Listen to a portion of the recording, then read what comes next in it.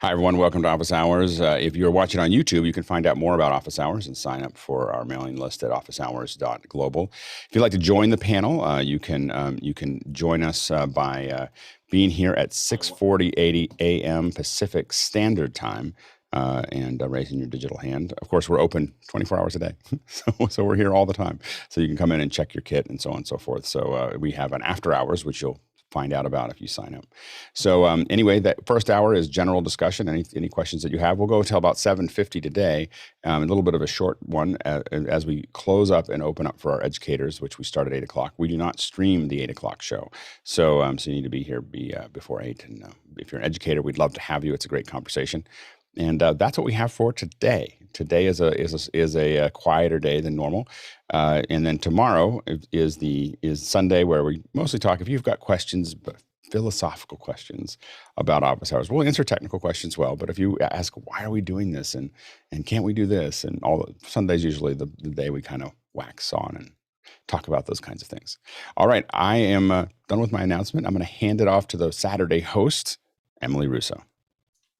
Good morning and welcome everybody. Very exciting week on Office Hours this week. I've been popping in and out. We had Zoomtopia to talk about. There was the Mac releases. Isadora had a big thing. So you guys have been really busy and now I have a lot of stuff to watch on Sunday. But we have a lot of questions. So let's go ahead and jump in. Our first question is from Rodam Kish in Mazkaret, Batya, Israel. I wanted to say a big thank you to Tlaloc, Andy, and a friend from Isadora for the 3-hour workshop yesterday on Isadora. Rotem? Yeah, so yesterday, Tlaloc put us on a 3-hour journey for beginners in Isadora. Before I just looked at Isadora, it was like a blank canvas. I couldn't understand what is happening over there. But after yesterday, it's like big playground, so we can play with it. I love hearing that. That's so exciting. Guy? Yeah, same thing here. I had never used the app. I'd downloaded it and opened it up, but then last night he sent me on this journey of just playing with stuff, and it was a lot simpler than I ever thought. I just made some basic stuff, and it was cool just to see it all work. I thought that it was this mysterious thing and I didn't want to drop $600, but because I'm not saving anything at the moment, I was just able to play with it based on some of the things that he showed, dropping in a movie, connecting it to a projector, adding a blur. And so I just did that exact same thing and then sent it out NDI. So I was really happy with that. So there's some stuff in the cloud now that I'll do. So thanks Tlaloc for that. Alex? We hope to do a lot more of those, and to try to figure out a way. And we eventually we'll find a way to record them, or we'll set them up as a more basic thing. We might even do a second hour. But one of the things I want to do is just have people organically just learn some of these things and figure those things out, and not put a lot of pressure on them, and just experiment with this idea. And I think it went really well. I think when I dropped in, there was probably 90 people in there hanging out yesterday morning. So it's cool. So we're gonna keep playing with that. That's so cool. Next question. Next question is from Douglas Carmichael. He said, Andy mentioned using Universe as part of the Office Hours 2.0 software stack. However, there is no Mac version of Universe. Would there be an equivalent product that is available on the Mac? Alex? I don't think there's really an equivalent model to Universe. It's a very specific thing that it does. You can do a lot of where he's talking about in Isadora. It just doesn't look as pretty. So Isadora has not spent as much effort on the look and feel as Universe has, and so we're basically just using Universe as that front end, and in our case, it's going to sit in the cloud, as it goes forward. So that's what you can expect.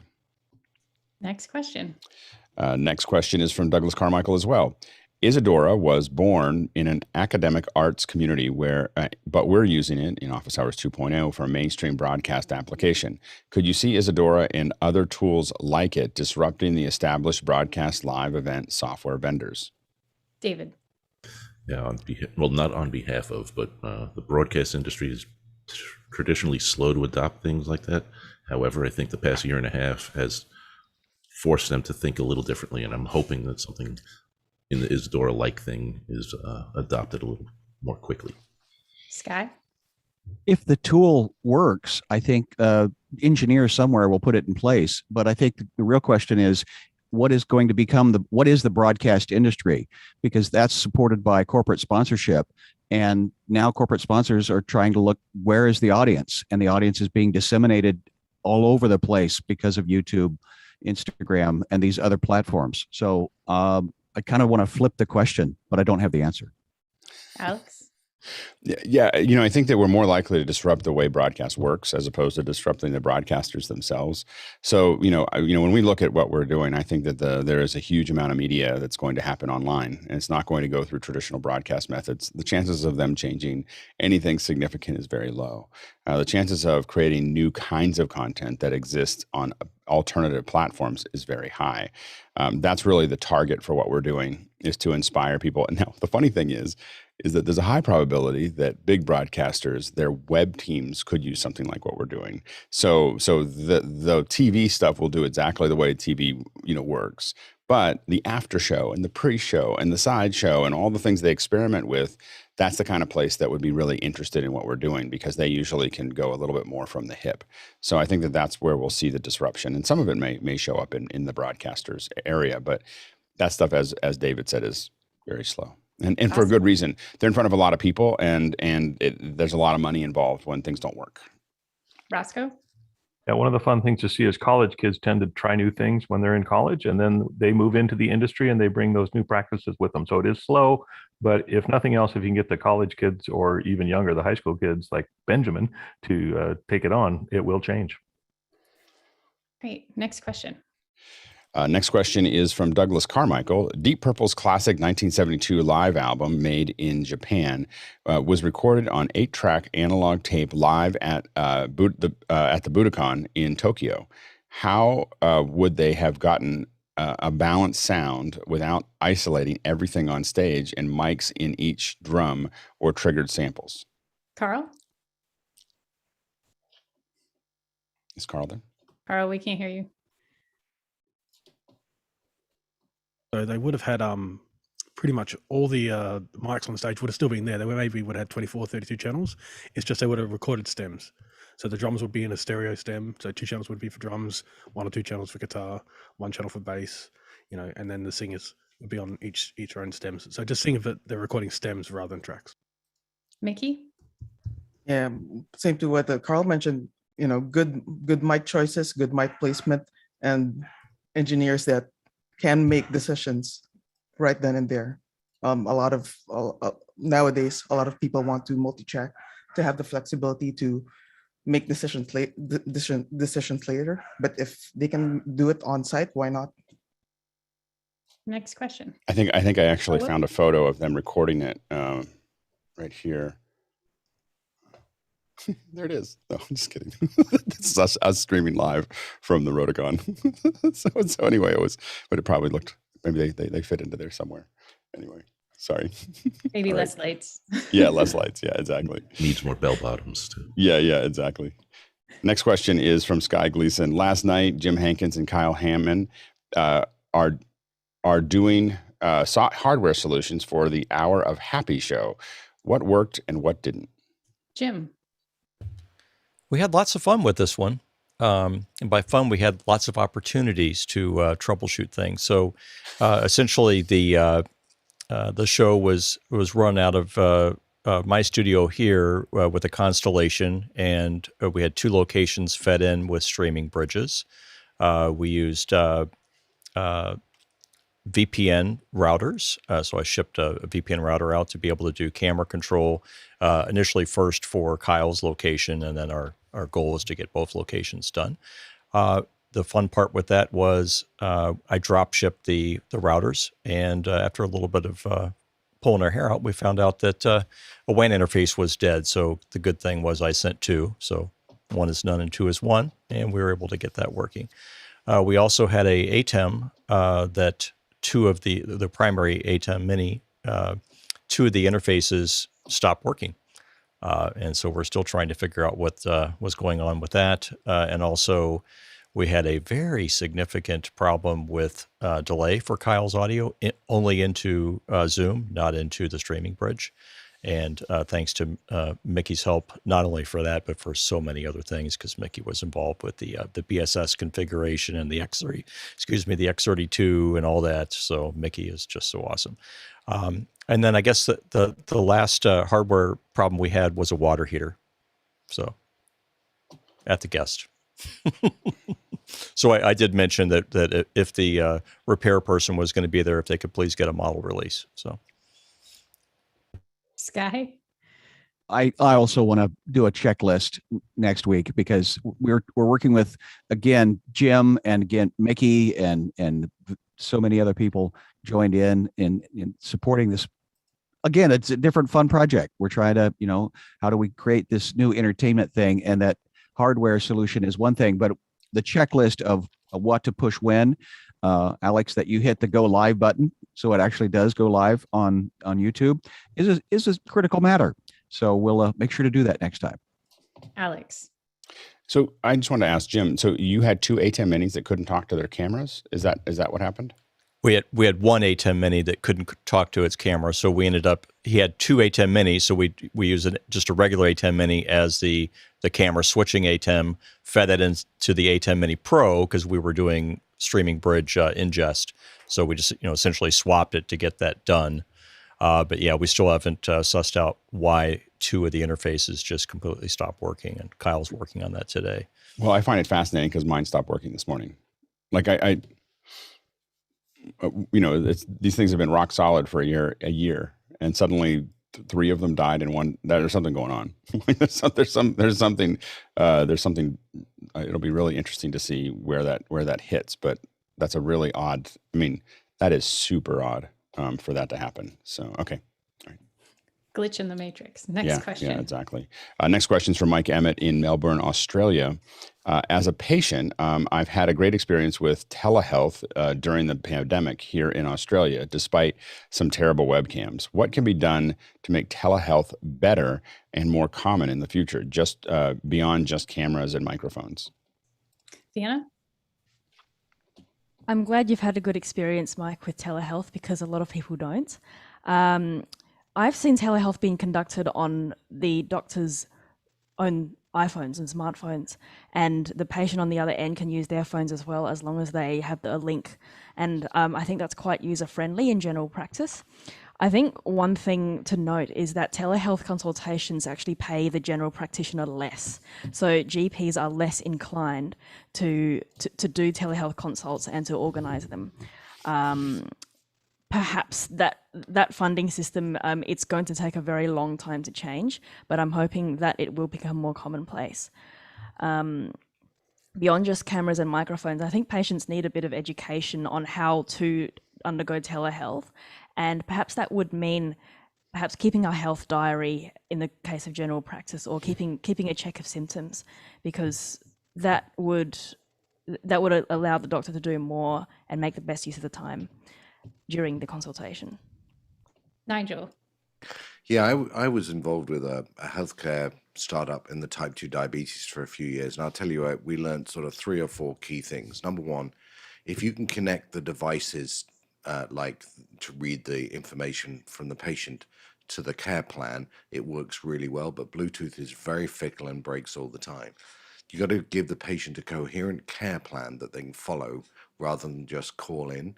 You got to make the interface look like something that a human would use and not an attorney. But last and most importantly is the point that Vienna just made. You got to synchronize the way the healthcare company is paid with the way that the patient is using it. Because invariably, if you stop the patient going in, that's great for the hospital, except that's how they may be paid. Rupert. To Vienna's point about doctors or even patients being able to pick up their phone and interact with a doctor, I've seen some situations where doctors are using just whatever mechanism they can to make that work, like text message or whatever video app they can use, perhaps smaller independent doctors, but I think they have some makeup to do to make sure, first of all, they're on a compliant platform. I think Nigel is right with the devices. I think that some people are working on that, and some of the healthcare software platforms like Helio they're working on that to come up with compatible devices on the patient end that will just integrate down that pipeline. I know this is an area Zoom is interested in too. They had some telehealth sessions in Zoomtopia last week, but I also think we'll see more technology in the actual doctor's office or for seeing people in person. I've seen a doctor's office, for example, where they say, we will never have a waiting room again. You'll check in online, you'll go through a screening questionnaire online, you'll wait in your car outside, for example, and then we'll call you right when you're ready to come in. So I think there'll be some technology across the board. Alex. As a receiver of it, I at the first, the sign-up procedure was a little difficult, like just getting caught. And I'm in Kaiser, so it's a pretty big healthcare system, and so getting in was hard. And then after that, it was super easy. Like I was like, I'm never going to, I barely ever go. I mean, I see a doctor like once every decade, so it's not something that I do very often. But I was like, oh, this works really well.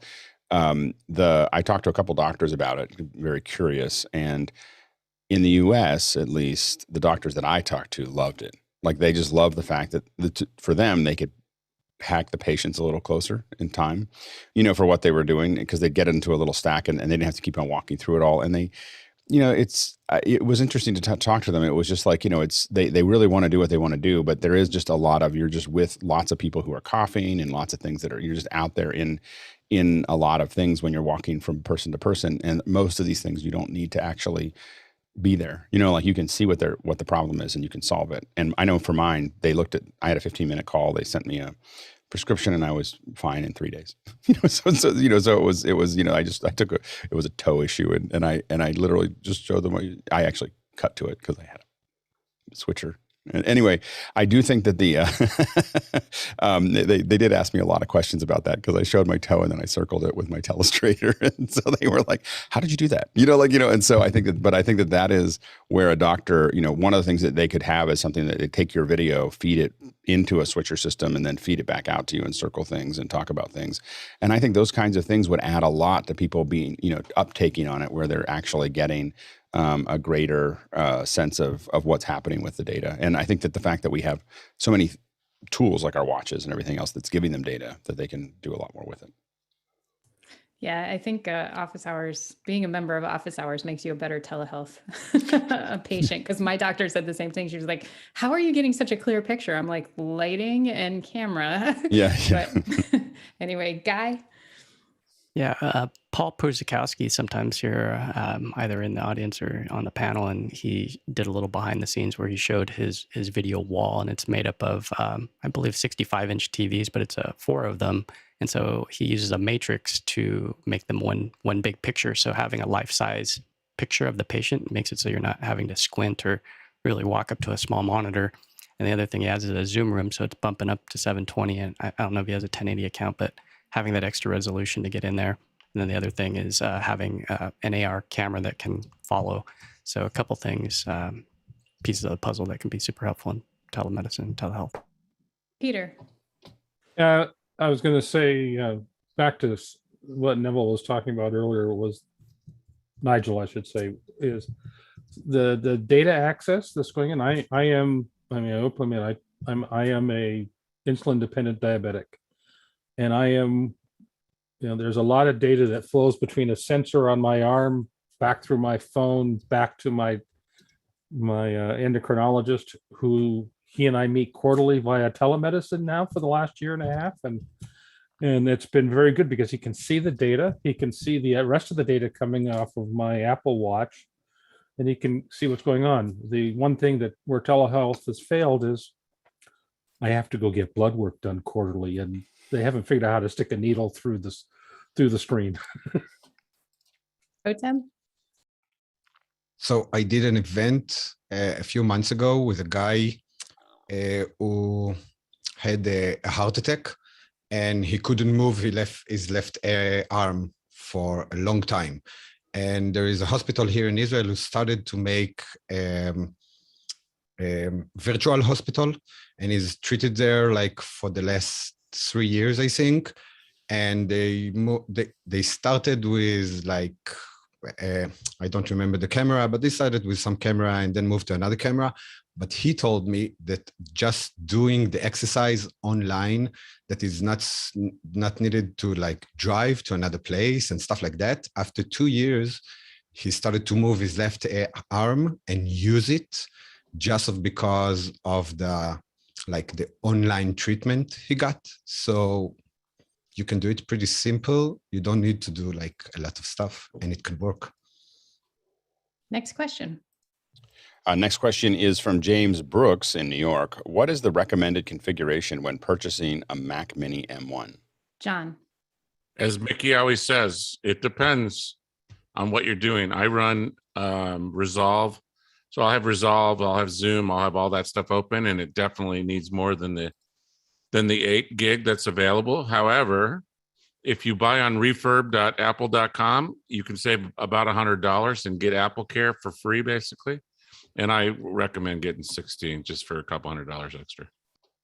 Carl? Yeah, so as John said, if you're using it as a production machine where you're doing editing and that kind of stuff, then 16 would be future-proof. Don't worry about storage too much, because most people who are going to do that, you just want to make sure you can fit your operating system on there probably 3 times over. So maybe the 512. But essentially, yeah, but I would wait till October if you're looking for a beefy machine. Just wait for the M1X, whatever it's going to be called. But as far as the Mac Mini, I think the $699, $799 version of the 8 and the 16 gig is where they're smashing it out of the park. If you need more than that, I'd wait till October. Nigel. Yeah, I think there are only 3 options you can think about: the 8, the 16, the memory, and the gigabyte, the networking speed. So I would always go for as much memory as I could get. I think use external storage. And if you have a 10 gigabit network, you may want the 10 gigabit option. If you don't, no point getting it. Mitchell? One of the gotchas is not getting a big enough SSD because it's a problem to get a decent hard drive upgrade in a Mac Mini M1. So I'd start right out with a 512. Alex? I actually go the other way. I only put 256 in mine, so it forces me to get an external drive. And what I do is I keep all my stuff out of my computer. And the reason I do that is so that if I take it in for work, I don't have to have a bunch of my own stuff on there. So I externalize everything out of my computer so that I don't worry about it. I have about 090 and myself, between the two of us, have probably about 20 of the 8 gig.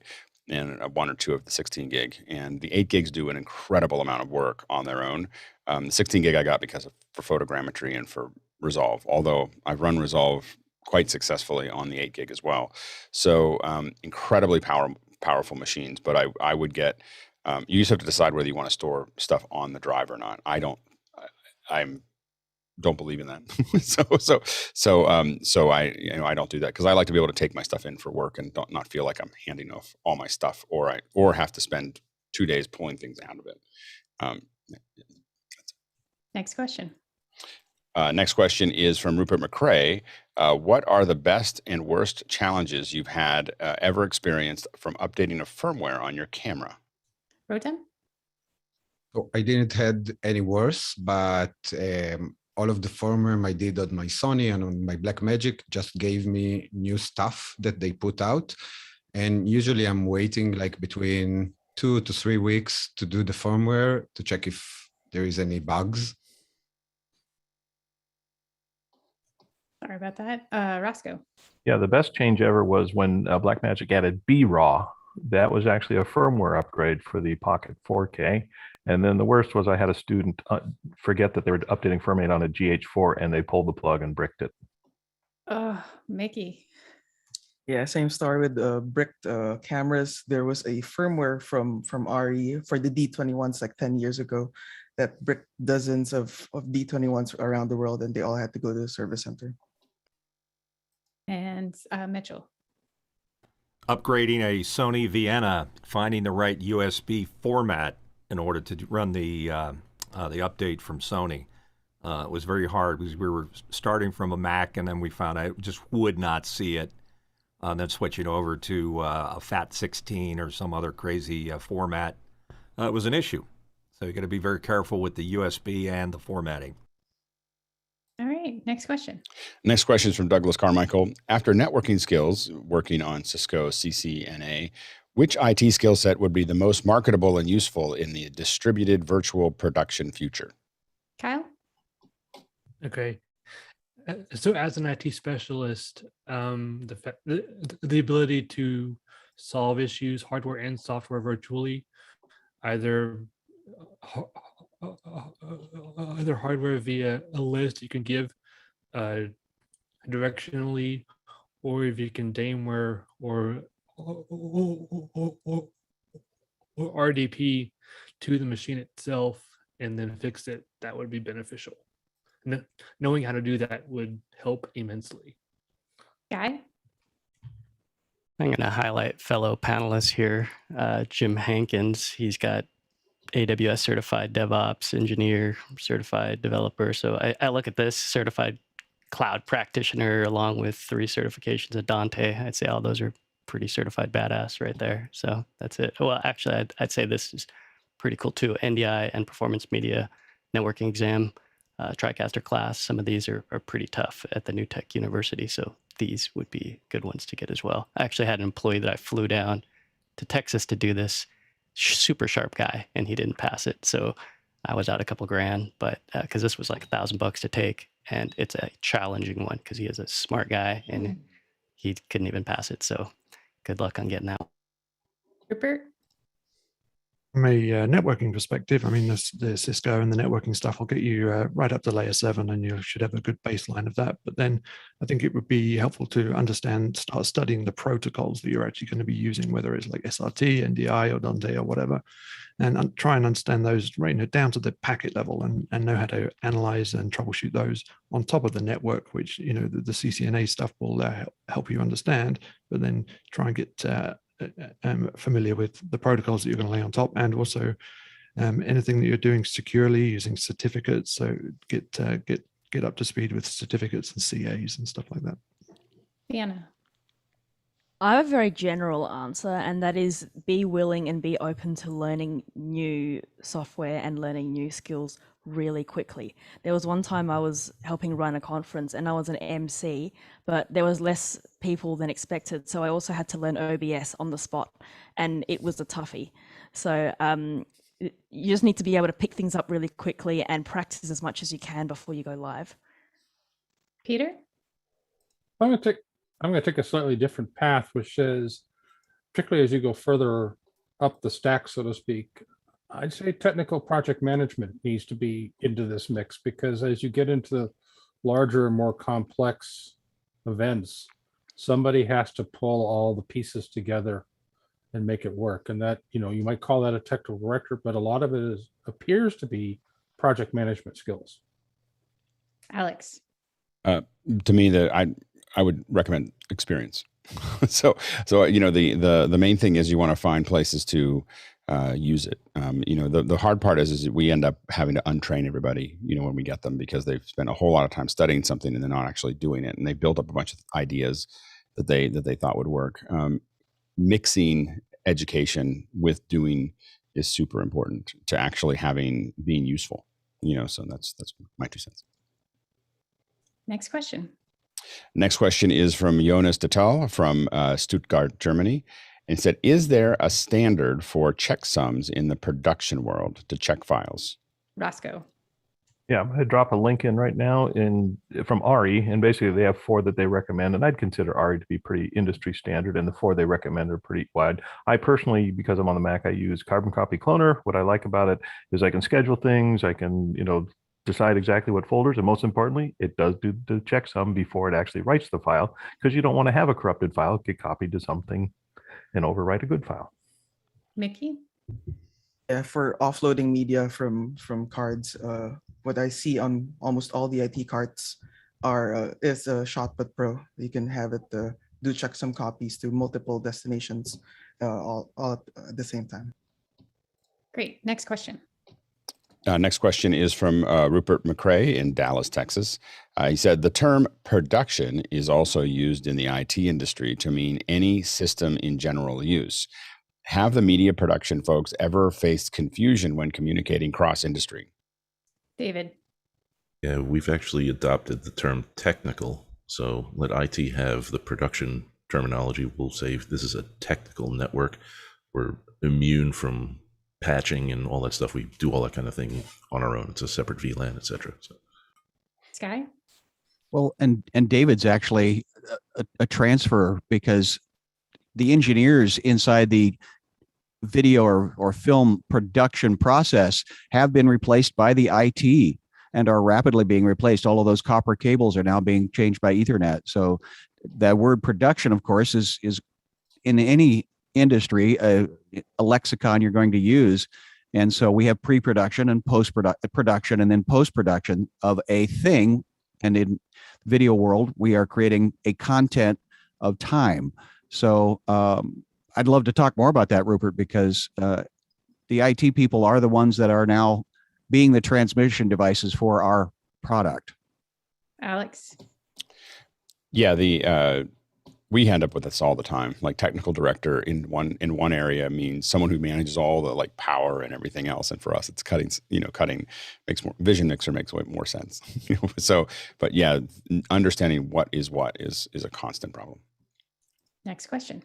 Next question is from Rupert McRae. It said, Zoom will be releasing a new feature next week, allowing users to disable incoming video. This is intended to either preserve bandwidth or to avoid mental fatigue. Any thoughts on this feature? Vienna? I have some uneducated thoughts because I actually haven't heard about this feature.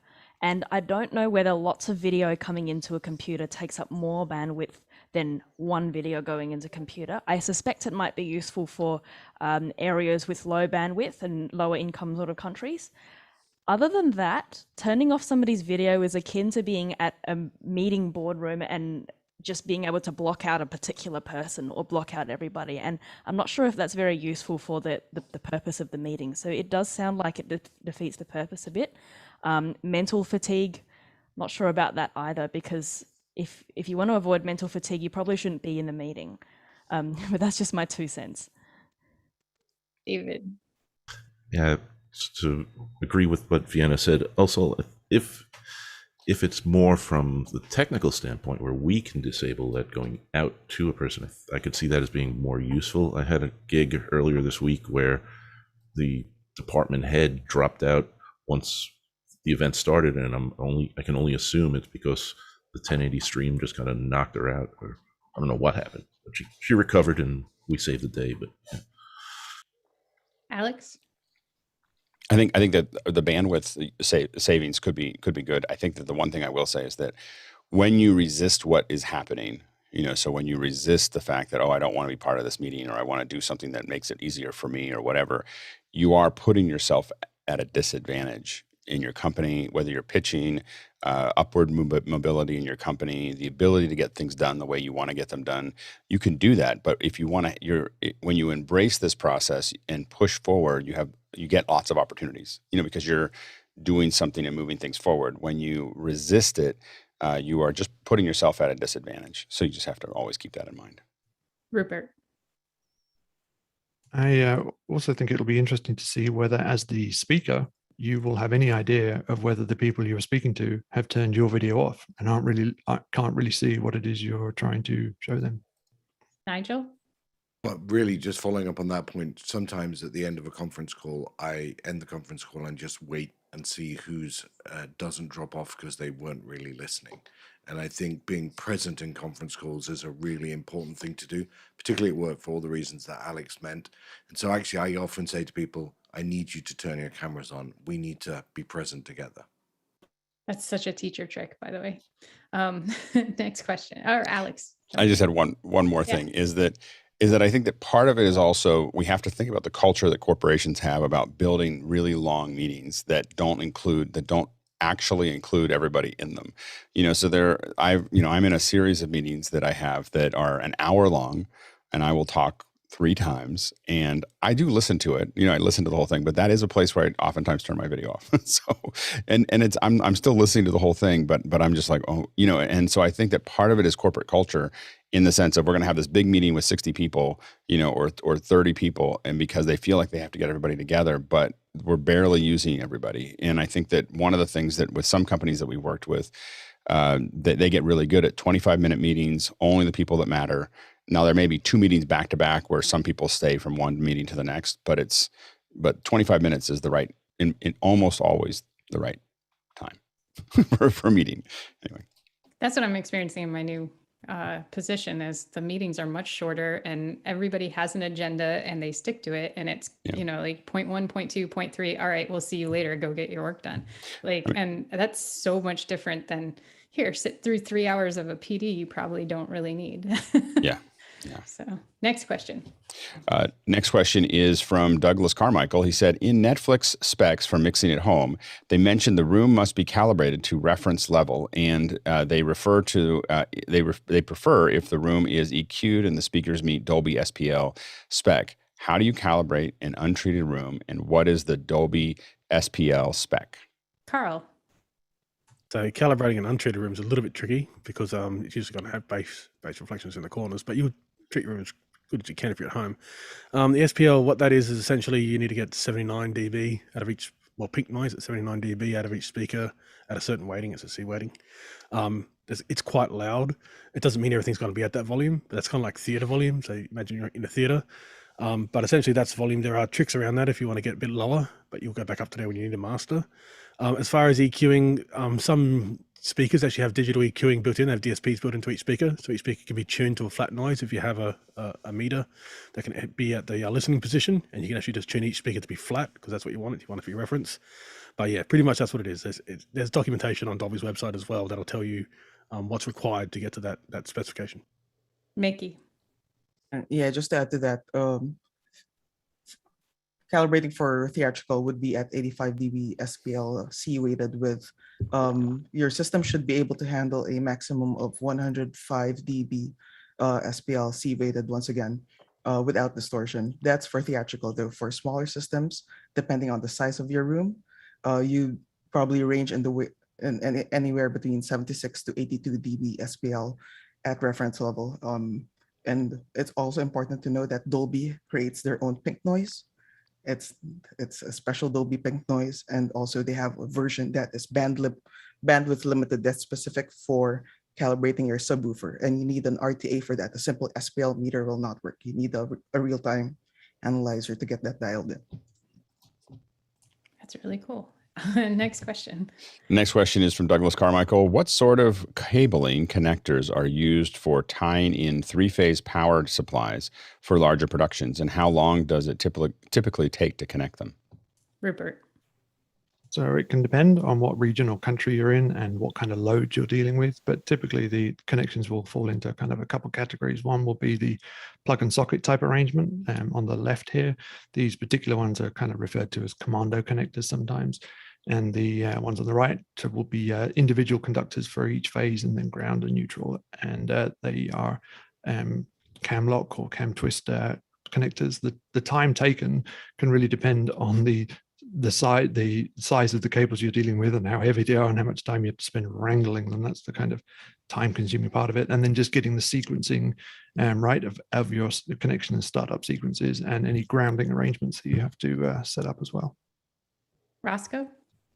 Just make sure you get a master electrician involved. This is when you get to high power stuff. This is not time to be guessing.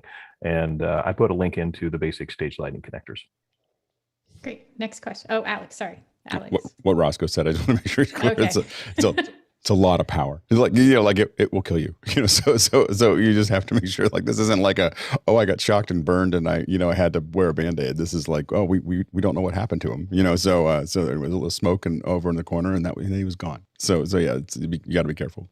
Oh dear. Next question. Next question is Douglas Carmichael. In the display pipeline from a streaming service to the user, would the user's OS account for the color gamut or gamma of their display? Carl? Yeah, definitely. So let's say you're on a Mac, the color settings, so if you go to system preferences color, whatever you choose there will determine what's going to show off on your monitor. There are ways around this. So like Apple Plus and Disney Plus, they stream out in Dolby Vision. Dolby Vision on a compatible TV takes over all that. So essentially that kind of is a turnkey solution to get the colors and brightnesses as accurate as possible for the end user. But that of course is built into the Mac OS with the latest and the newest going forward. They have HDR in there, but no Dolby Vision at the moment. as far as Mac OS, as far as that kind of support, but it is on the phone. So the phone will support Dolby Vision playback from Apple TV or Disney Plus, but not on the OS at the moment, just because they don't know what monitor you're going to. With the phone, it's a known monitor. With the OS, it's an unknown monitor. Mitchell. It's a can of worms because the gamut is different on everything, and everything contributes to it, whether it's the OS, the hardware, the monitor, the cabling. It's an ongoing pet peeve that you spend time doing pristine post work on something, and then going out in public and seeing it on cable TV or broadcast TV. It's always different. So until they get a standard that works like BT 2020 or Rec 709, it isn't always the same. There's no guaranteed way. Alex. What we do is we look at the streams on a calibrated monitor on the other end, and we say, this meets the requirements of our calibrated monitor out of something like an Apple TV or whatever device that we've targeted. And then we say, that's it. to Mitchell's point, we have no idea what everybody else's monitors are like. We don't have, but we have a reference room that has, okay, I can hear the speakers. I can hear all, if it's 7.1 or whatever, I can hear all the speakers. I can see the screen. I know that that's a version of the truth. And everything else varies from there, and we don't worry about it because we can't fix everybody's TVs. Next question. Next question is from James Brook in New York. Is there a free version of Isadora for testing? Rodham. Yeah, so Isadora is a free software. The only difference between the free version and the paid version is on the free version, you can't save the project. And so it's a one-time use and then it's gone. All right, next question. Next question is from Simon Sentir in India. Between iPhone Pro and iPad Pro, which would you choose for LiDAR functionality? The use case is largely corporate learning applications. Carl. So the iPhone actually has a more upgraded LiDAR in it. The iPad has one that was off the shelf, apparently, that Apple took off the shelf and put into the iPad. The iPhone is a custom one that they've designed themselves and had a third party make for them. It's much higher quality. And also the other cameras you get. So you get 3 cameras. It's some of the LiDAR software can actually use the cameras as well as the LiDAR itself to do a lot of that computational stuff, not just based on LiDAR. I believe the iPad doesn't have that integration because that particular LiDAR doesn't work with the cameras that way. Alex. I've done a lot with both of them, and I can say that the phone is a lot easier to use. And it does to Carl. I didn't know that they were 2 different LiDARs, but the phone does a better job. And so I would absolutely get the phone before I got the for LiDAR. All right, next question. Next question is from Peter Rosado in Las Vegas, Nevada. Panelist thoughts on Microsoft's peer-reviewed study stating that remote work creates silos and stifles innovation. Nigel. Yeah, I think the study sort of says it risks doing that, doesn't necessarily say it's going to do that. And I would remind everybody that remote working is always looked at through the employee's eyes. And I would encourage the leaders or the managers in the team to understand that it's still a management and leadership responsibility. You didn't get rid of those people. And remote working, when it doesn't work, is typically the fault of the management or the leader, not the fault of the employee. Deanna? The way I see it is we've been doing remote work for a while now, and what I've learned is that the team is as strong as its weakest link. And this is why I like office hours, because people here actually put in the effort to not stifle innovation and not be in silos, because we put in the effort to light ourselves and get good audio and pay attention to these things. And just on Nigel's point, I think if the leader is able to convey this message to the people in their team, then I think everyone's just overall going to have a better time and will have more brain capacity for innovation once you've got the remote work technicalities under control. Alex, David. Yeah, we've our group kind of had a pretty hairy challenge trying to adapt over the past year and a half. And once we did, everybody kind of got into that routine, and that innovation sort of waned a little bit. But I think with supportive management, as Nigel said, there are possibilities. It's just a matter of driving and keeping the ship moving forward. Sky? I'm not I'm not meaning to be cynical, but considering the source, and I drive through Redmond and I see these amazing facilities that Microsoft has over there. 40,000 bodies are all condensed in a small little space, and their campuses are fantastic. And there's several sky cranes building brand new buildings that may not have humans in them and for some time. So again, considering the source, I've worked in those buildings, and there's a lot of innovation that's going on. But I've also worked with that company for over 20 years indirectly, and they've had humans around the world for 20 years. So I think it's just an interesting question coming from an interesting perspective. It's a much more complicated question than the simplistic that it appears. Roscoe? I kind of went to Nigel said on the college campus, they gave us Dropbox and they said it's unlimited, and they wanted us to start siloing data. Now there's different levels of data, but that's just a lot of the research data. And so it's just interesting to me that they actually brought us all into meetings, all the tech people, and said, we want to know what information is being used out there. We want to bring it in. I don't want to say they wanted to control it. They just wanted to identify it. So I'm not sure that silos is always a bad thing. Alex? I've worked with a lot of different companies, and it really depends on their culture. Like the companies that are used to that have built a distributed culture, that a lot of startups have never had an office. You know, like they've never had an office. Everyone's working out of their home, and then as they build, they just keep building more people in their homes, or they have a small office where there's a couple of them where they need infrastructure, and then they push it all out. And so I think that is if the culture is to be virtual, then it doesn't silo or doesn't create some of those things. If the culture has been, the hardest part is for big corporations that have had large headquarters, is that they have a whole bunch of systems that don't work anymore. And I think that's the real challenge. All right, so that wraps us up for the first hour. We are going to invite our educators in. So if you're an educator and you want to join the panel, please raise your hand. If you'll be leaving us, we'll be sad to see you go, but we understand. So make sure that you get yourself in line to get promoted back down. And we did a pretty good job of stopping early, but we're going to, as we bring the educators in, we want to make sure to give them time for mic checks and everything else. So we'll start back up at 8:10. 8:10 is when we'll start. We'll give ourselves a couple minutes to get sorted out. YouTube.